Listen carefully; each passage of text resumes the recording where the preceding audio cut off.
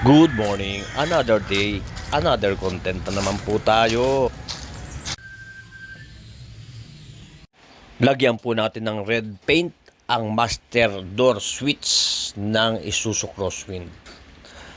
Yan po mga idol, at itetest po natin, meron na siyang mark at atin pong susubukan bago po natin ibenta o bago ipadala sa mga tao na magbabayad itong master main door switch ng Isuzu Crosswind. Dapat po ay hindi nasasayangan sila ng pera, dapat maayos po ang ating ipapadala at atin pong ipupul test mga idol. Yun ang may mark na red at atin pong ikakabit na mga idol. At atin pong susubukan sa apat na pinto kung nagbababa taas siya bago natin ipadala Luzon, Visayas, Mindanao mga idol. Ayan. Start na po tayo ng mag-test.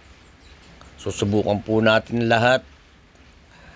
First row, second row, yung apat na pinto kung nagbababa taas. Yan po ang first row sa driver side. Master switch po yung ating ginagamit. Yun naman po yung sa right side. Ayan, kitang iyon ang sa second row. Second row left side din. Ayan. So kitang kita po natin na gumagana at pwede po tayong mag video call bago po ninyo bayaran sa akin sa GCash mga idol.